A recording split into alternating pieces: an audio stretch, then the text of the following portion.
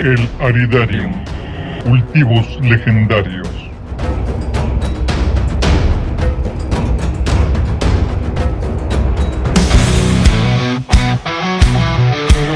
Bienvenidos al podcast Pasión por la Flora Árida. Pasión por la Flora Árida. Un podcast de El Aridarium. Cultivos legendarios. Dirigido a coleccionistas y aficionados a las plantas de zonas áridas como cactus y suculentas.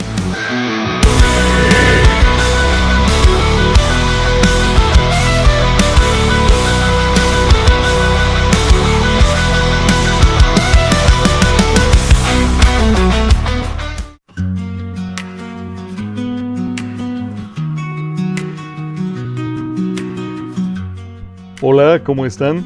Yo soy Berzaín Moreno, cultivador de plantas de zonas áridas desde hace 28 años y soy el fundador de El Aridarium, Cultivos Legendarios, el cual es una marca que desarrolla soluciones y herramientas para mejorar el cultivo de plantas de zonas áridas como cactus y suculentas.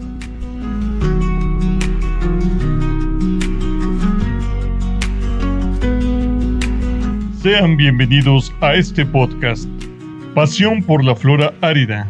El propósito de este espacio es ayudar a los coleccionistas y aficionados a las plantas de zonas áridas como tú a mejorar sus técnicas de cultivo de este grupo de interesantes plantas.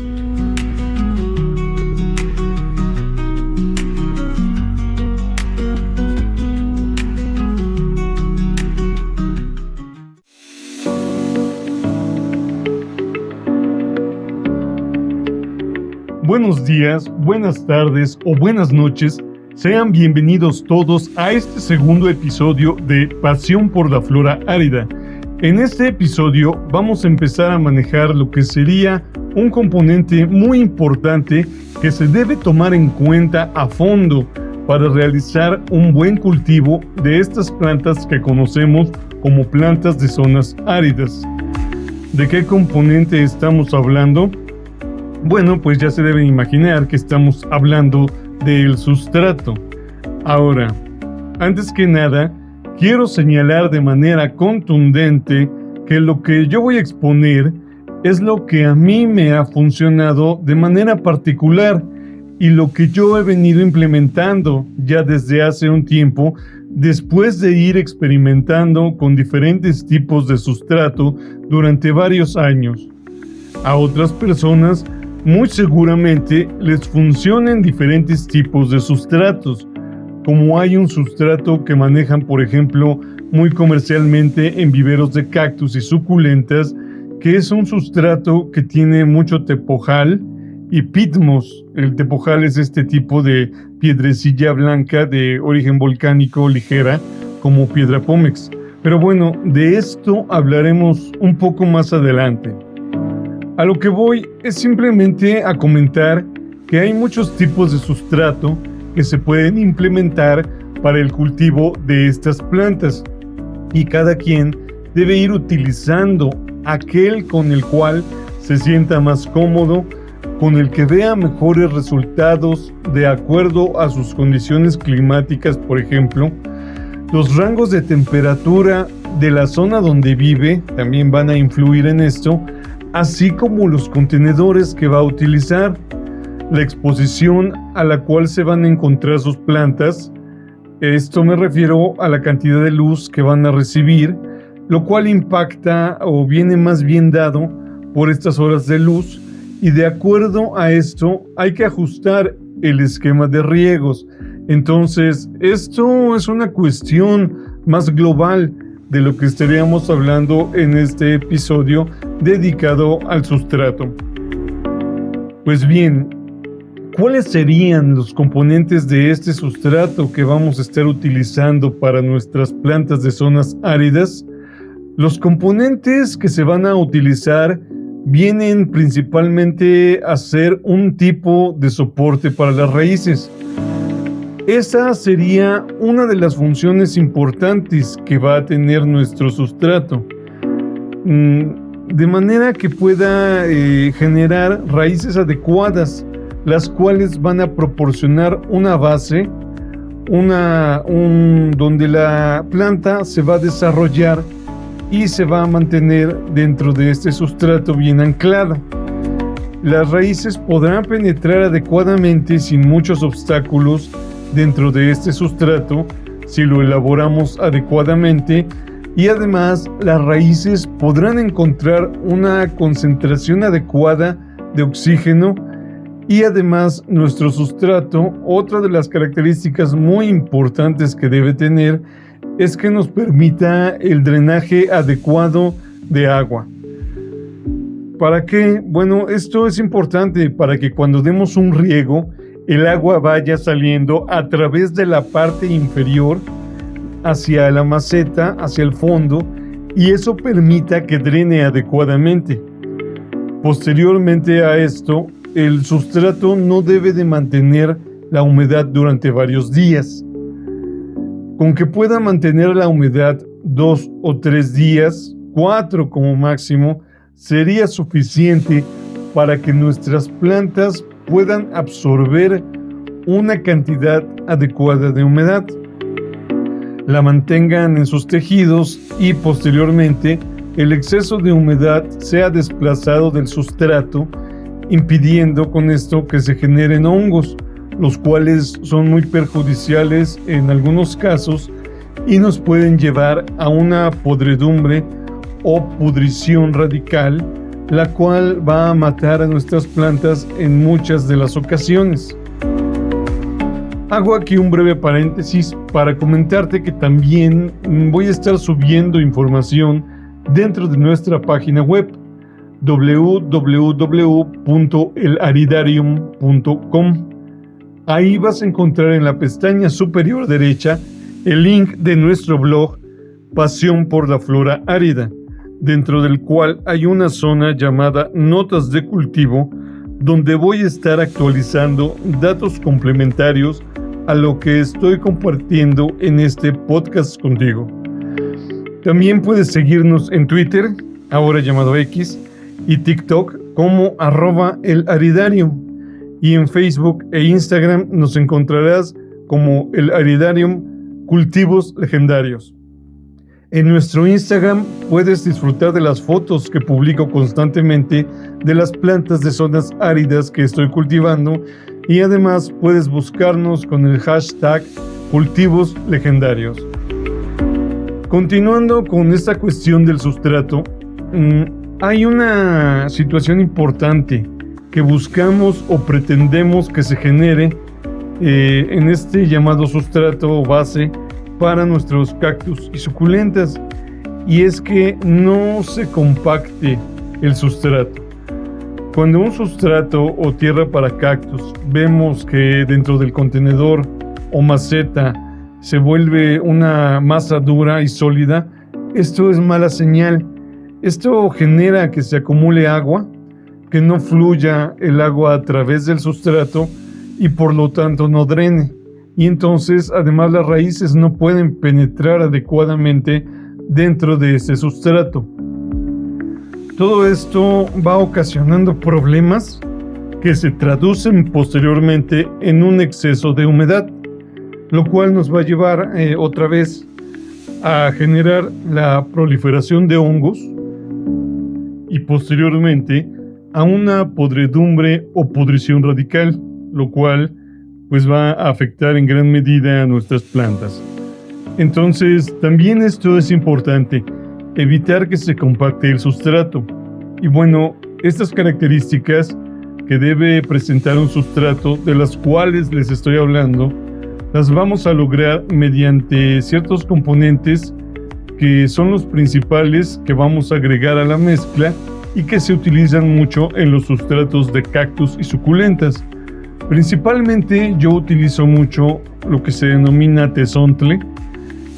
Esta piedra rojiza de tipo volcánico, de apariencia esponjosa y ligera, que se utiliza mucho en estacionamientos para compactar el suelo.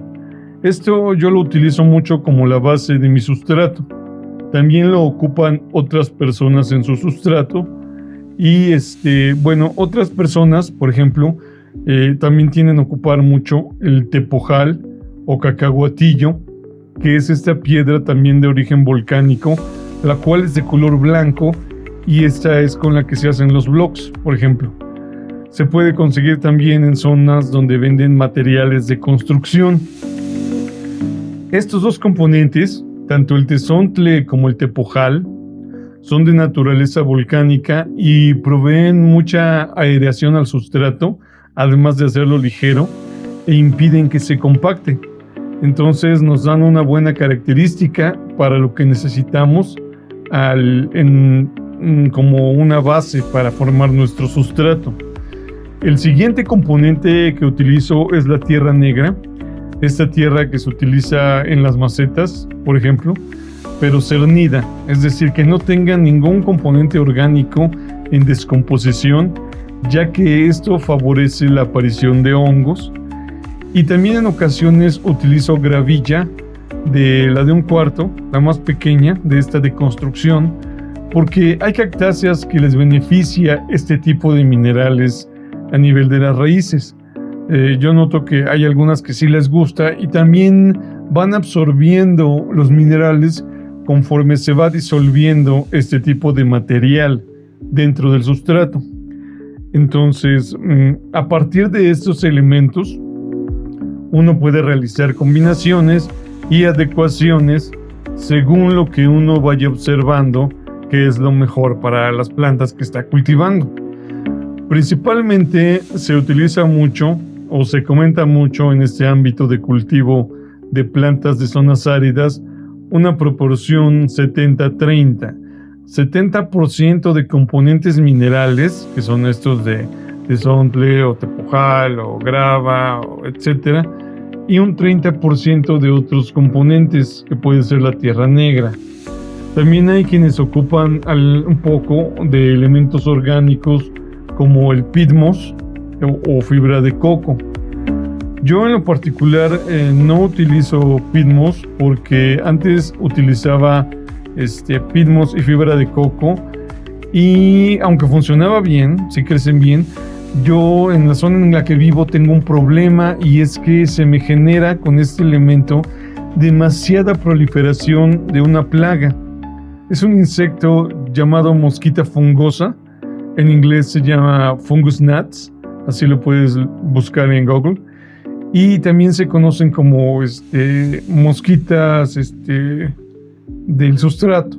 El problema con estos insectos es que sus larvas las ponen en los semilleros, ponen los huevecillos y de ahí eclosionan las larvas y entonces estas larvas son muy pequeñas y se alimentan de las raíces y de los tejidos de las plantas suculentas. Posteriormente a esto se infectan las plántulas y a través de esta infección secundaria debida a hongos se conoce como dumping off. Esto ocasiona que las plantas empiecen a ir de lado y terminen por pudrirse. Entonces, cuando detectas esto, si no lo detienes a tiempo, termina con semilleros completos y con otro tipo de plantas suculentas que son un poco más frágiles. Entonces, aunque esta plaga afecta más a los semilleros, cuando utilizaba este tipo de componentes como fibra de coco y pitmos, también en algunas plantas más grandes, lo que sucede es que ahí los utilizan como reservorios. Entonces de ahí se me volvían a recontaminar los semilleros. Por eso dejé de utilizar por completo en mi sustrato esos elementos orgánicos como fibra de coco y pitmos. Ya no los uso. Si ustedes no tienen ese problema en su zona de esta plaga, pues pueden utilizarlos. Sí funcionan bastante bien en los sustratos para a veces mantener un poco más la humedad, un poco más de tiempo. Si uno vive en una zona donde el viento tiene poca humedad ambiental y es muy calurosa. Bueno, entonces, como comentaba anteriormente, cuando uno compra una planta suculenta, por lo general, traen un sustrato de que tiene tepojal más que nada o pitmos.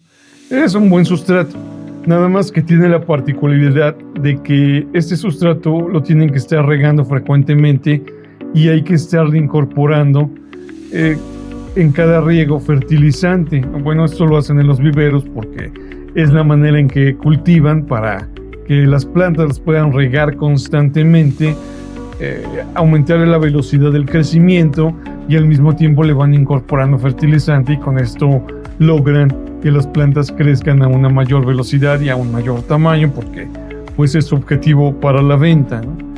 En lo particular, como comento, no utilizo este sustrato que es básicamente de Pojalipidmus. El que yo elaboro es a base de tezontle prácticamente, porque es un elemento que consigo más fácilmente. Es una roca porosa, como comentaba, volcánica, y me gusta cómo genera un buen soporte para las raíces en el sustrato.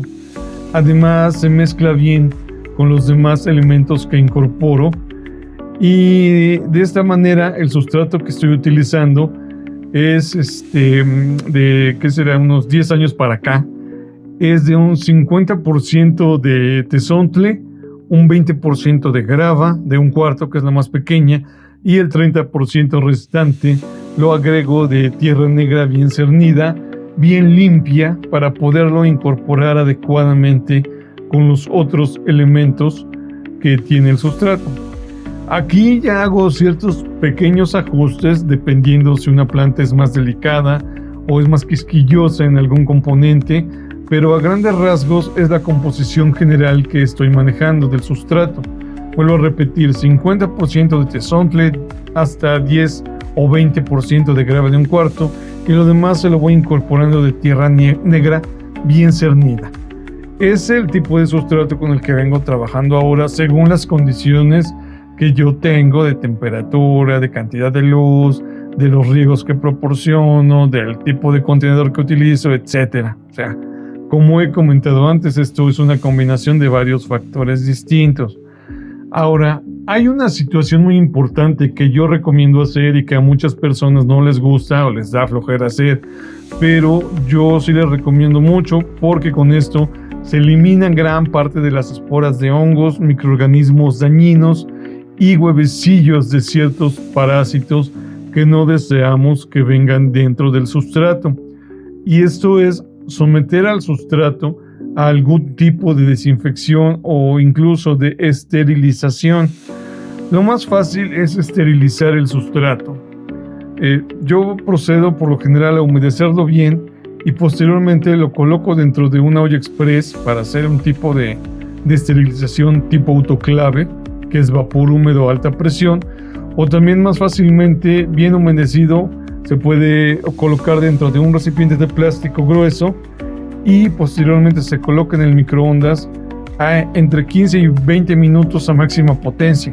Siempre debe estar completamente húmedo, porque en alguna ocasión me sucedió que no estaba bien húmedo y si alguna roca que está en el sustrato se calienta demasiado, va a derretir el plástico del contenedor y se hace un agujero porque sí se calienta mucho algunas rocas. Entonces, esto no pasa cuando el sustrato lo metemos bien húmedo al microondas.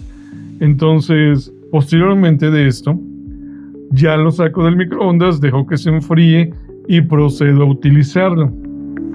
Y sí reduce mucho la cantidad de microorganismos, esporas de hongos y huevecillos. Entonces, es una práctica muy recomendable esterilizar el sustrato y es parte de la técnica que es importante para ayudar a propagar de mejor manera estas plantas y mantenerlas de una manera más sana. Posteriormente, conforme fui aumentando la cantidad de sustrato que tenía que esterilizar, ahora ocupo un tinaco, un tonel de metal de 200 litros, casi lleno 3/4 de sustrato, le coloco unos 40 litros de agua adentro y posteriormente abajo de este tinaco se coloca una hoguera, se calienta el tonel y lo tapo de manera que se genere una cantidad de vapor suficiente y este vapor se encuentre dentro del tinaco, hierva el agua y proceda a realizar la esterilización. Esto lo dejo ahí varias horas y esto lo hace uno cuando ya es mucha la cantidad de sustrato que necesita. Pero mientras tenga pocas plantas, no se requiere este tipo de procedimientos y con el microondas lo estuve haciendo pues muchos años. Ok, otro punto importante a considerar en la preparación del sustrato sería la granulometría. ¿Qué quiere decir esto? Bueno, que tenemos que manejar un cierto tamaño de partículas. Digamos, para mí lo que utilizo por lo general es que las partículas no sean más grandes de medio centímetro de diámetro. Para lograr esto, pues tiendo a cernir previamente los componentes que se van a utilizar. La tierra negra sobre todo porque la que utilizo trae a veces muchos restos de materia orgánica, restos de hojas pequeñas, ramitas, etc. Entonces la cierno bien para eliminar todos estos componentes. Y el tezontle también la mayoría de veces procedo a cernirlo porque esto me permite mezclar los componentes de una manera más uniforme y que tenga yo un sustrato más homogéneo. Me permite utilizarlo mejor y que se distribuya de una manera más homogénea dentro del contenedor donde lo voy a colocar. De esta manera, a su vez, las raíces pueden ir penetrando en el sustrato de una mejor manera, de forma más sencilla y también más uniformemente. Entonces, esta sería otra de las situaciones que también hay que tener en cuenta. Y bueno, la composición inicial que les había comentado, es decir, la proporción que tiene el sustrato de un 60 a un 70% mineral y lo demás puede ser tierra negra u otros componentes. Pero lo mejor es irse primero a lo más seguro, ya que uno va tomando mayor confianza y va observando cómo se va a distribuir el riego en el sustrato y cómo se van desarrollando las plantas. Entonces ya puede ir aumentando la proporción de materia, esta que sería la tierra negra, por ejemplo. Pero de inicio lo más seguro es aumentar la proporción mineral hasta un 80 o un 90%, porque muchas de estas plantas así es como crecen en su hábitat. Eso es lo más seguro. Claro que vamos a comprometer otros factores como el riego. Por ejemplo, mientras más mineral sea el sustrato, se va a tener que regar más seguido, pero el beneficio es que las raíces de las plantas van a estar más seguras y por lo tanto la probabilidad de que se nos pudran las plantas pues es mucho menor. ¿Por qué debemos o sugiero que se comience con una proporción mayor del factor mineral? Bueno, porque no todos cultivan sus plantas con la misma cantidad de luz y calor.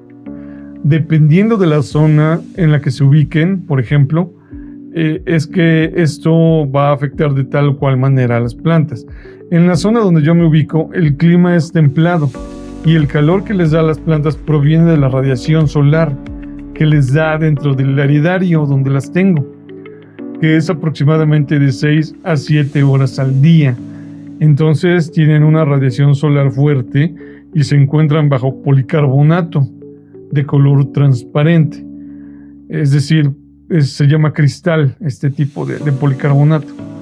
Entonces, ¿qué sucede?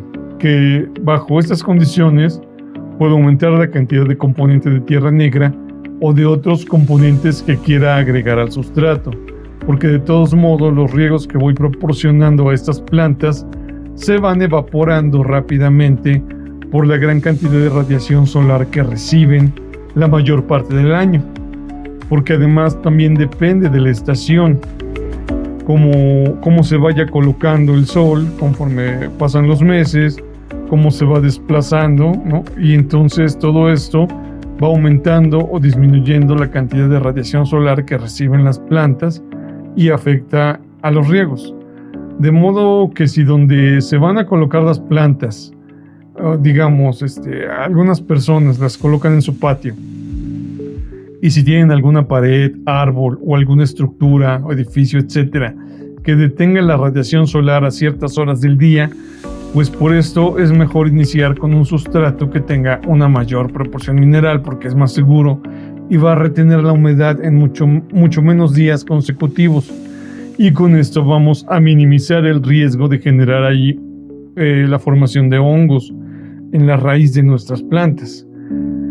Claro que ya conforme se va teniendo una mayor práctica y ya se tiene más medida cuál es la cantidad de radiación solar en nuestras condiciones particulares, cómo es su contenedor, cómo va funcionando el sustrato, etc., podemos ir variando las proporciones de los sustratos, la cantidad del componente mineral o de los demás componentes. Y ya poco a poco se pueden hacer otras pruebas y así ir ajustando, porque ya conforme va uno desarrollando esta técnica, se pueden hacer sustratos, digamos, un poco diferentes para algunas suculentas africanas, para ciertas cactáceas que tienen una raíz tuberosa o raíz napiforme, digamos, como Ariocarpus. Entonces se les puede poner una mayor proporción mineral, etc. Ya se pueden ir después haciendo pequeñas adecuaciones y ir viendo cómo van respondiendo nuestras plantas. Pero yo recomiendo hacer esto ya más adelante y de inicio manejar un sustrato que sea más seguro, que sea altamente mineral para todas las plantas y posteriormente, como digo, ir haciendo los ajustes necesarios. Y bueno, una vez que tenemos nuestro sustrato bien elaborado y que lo tenemos esterilizado, hay que colocarlo en los contenedores. Vamos a proceder a colocar nuestras plantas con el sustrato, a distribuirlo uniformemente alrededor de las raíces y a tratar de apisonarlo ligeramente alrededor de la planta. Una vez que acabamos de establecer nuestra planta en el sustrato, es recomendable dejar pasar algunos días antes de realizar el primer riego, porque cuando hacemos los cambios de contenedor, es decir, que sacamos a la planta de una maceta y la pasamos a otra, quitamos el sustrato previo, etc. Aunque se haga con mucho cuidado, se generan microheridas en las raíces, algunas se cortan, algunas se rompen, etc. Y todo esto puede ser la entrada para algún hongo o patógeno que haya quedado por ahí en el sustrato. Entonces lo mejor es plantarla y posteriormente dejar que pasen algunos días antes de dar el primer riego. Con unos 5 o 6 días serán suficientes por lo general para dejar que estas microheridas se vayan cerrando y posteriormente podemos empezar a aplicar nuestro esquema de riegos normal. También es recomendable que cuando apliquemos nuestro sustrato no esté tan húmedo, no tenga demasiada humedad, porque como digo, si tiene cortes las raíces y agregamos un sustrato húmedo, pues esto va a favorecer alguna infección. Otra cosa importante que se me está olvidando señalar es que estas condiciones que estoy comentando son bajo un techo de policarbonato. Entonces puede ser plástico también, pero el caso es que los riegos deben ser controlados. ¿Esto qué quiere decir? ¿A qué voy con lo de techado? Bueno, que no se contempla que esté lloviendo y que les esté cayendo agua de forma muy regular a las plantas, porque hay muchas que no pueden sobrevivir bajo este esquema de lluvias continuas. En las zonas donde crecen las lluvias no son tan regulares. Entonces, si vivimos en una zona donde llueve seguido o donde la temporada de lluvias es intensa y el sustrato se mantiene húmedo varios días consecutivos, esto seguramente nos va a traer la podredumbre en las raíces. No de todas las plantas, hay algunas que sí pueden sobrevivir bajo estas condiciones durante una cierta cantidad de tiempo. Incluso yo tengo varias especies, por ejemplo, así en exterior, pero sí el sustrato que utilizo para estas es casi solamente mineral y los contenedores son diferentes, digamos que son menos profundos, por lo tanto la cantidad de sustrato que les pongo es mucho menor y además los contenedores tienen un muy buen drenaje para que salga la mayor cantidad de agua, etc. Pero sí, cuando llueve muy seguido, de todos modos llego a perder una que otra planta cuando las tengo en exterior, porque su cultivo sí es más complicado que tenerlas bajo un techo. Es más sencillo al estar techadas y los recomiendo más cuando uno se va haciendo de una mayor cantidad de plantas para su colección. Lo mejor es mantenerles una zona en particular, no muy grande, pero puede tener estantes donde les dé bien la luz, una cantidad suficiente del día, donde puedan estar protegidas de las lluvias y no les caiga agua frecuentemente. Sí, recomiendo mucho controlar este aspecto.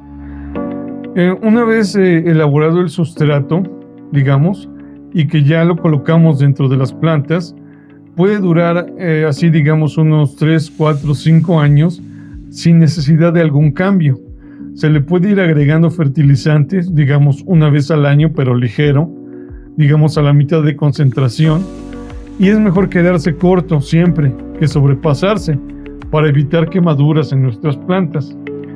Y luego, cuando veamos que ya la planta sobrepasa el tamaño del contenedor, ahí sí podría hacerse el cambio de sustrato antes. Pero mientras tanto, lo mejor es dejarla en el contenedor para no estar, digamos, perturbando las raíces. Es preferible dejar las plantas mucho más tiempo antes que estar haciendo cambios frecuentes. A veces algunos dicen, alguien dice, me gustó más esta maceta, este contenedor, y cambia uno la planta. Y luego, no me gustó, y la vuelves a cambiar. Y entonces, estos cambios frecuentes detienen muchas veces el crecimiento, el desarrollo de las plantas, y no es recomendable hacerlo hasta que no sea indispensable. Ya después de algunos años de crecimiento en el mismo contenedor, entonces ya se recomienda hacer el cambio de sustrato. También en algunos episodios posteriores iré mencionando algunas maneras de hacer algún mejorador, algún tipo de enmienda para los sustratos y que pueda tener una mejor estructura. Bueno, también al sustrato se le puede agregar algún tipo de carbón, por ejemplo, para evitar el crecimiento de hongos. Se les puede agregar también yeso agrícola para mantener un pH alcalino en el sustrato, que es lo que prefieren muchos de este tipo de plantas. A casi ninguna les gusta la acidez en el sustrato, etcétera. Entonces, como podrán darse cuenta, hay muchos factores que hay que tener en cuenta para ir evitando problemas como el encharcamiento del sustrato, la compactación y evitar la falta de drenaje, etcétera. Son muchas cosas, ¿no? Todos estos problemas se pueden ir corrigiendo. Podemos elaborar nuestra mezcla e ir llenando algunos contenedores sin plantas, nada más con la pura mezcla, y proporcionar algunos riegos a manera de prueba. ¿Esto para qué? Pues para observar las características que tiene, ¿no? Ver en cuánto tiempo drena la maceta, o sea, si sale todo el agua por los orificios de la parte inferior. También podemos evaluar cuánto tiempo tarda en evaporarse nuestro sustrato, es decir, que quede completamente seco, etcétera, ¿no? Podemos ver después de 3, 4, 5 riegos si se compacta o no. Y bueno, todo esto nos ayuda a evaluar y a saber si podemos utilizar este sustrato con nuestras plantas de una manera más segura, y también tenemos una mejor idea de cómo es la característica de los factores que hemos considerado previamente para elaborar nuestro sustrato.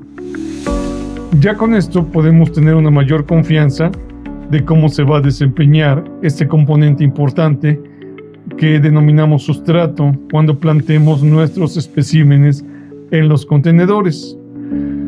Bueno, yo creo que de manera general estas serían algunas características más importantes que considero que puedes utilizar para empezar a elaborar tus sustratos, y más adelante en otros episodios daré algunas cuestiones más específicas conforme a la elaboración de este componente y cómo se pueden ir haciendo algunas adaptaciones para ciertos tipos de plantas. Pero por hoy yo creo que esta información que te he proporcionado espero te sirva en alguna medida para que puedas mejorar tu cultivo de plantas de zonas áridas y semiáridas. Muchas gracias y hasta la próxima. Gracias por acompañarme. Yo soy Berzaín Moreno y esto fue Pasión por la Flora Árida, un podcast de El Aridarium, Cultivos Legendarios, dirigido a los amantes de las plantas de zonas áridas. No te olvides de seguirnos en nuestras redes sociales. Buen cultivo y hasta la próxima.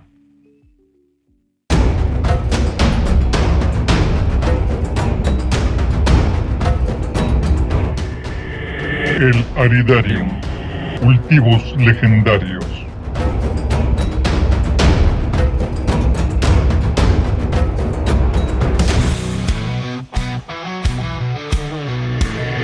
Esto fue el podcast Pasión por la Flora Árida. Pasión por la Flora Árida.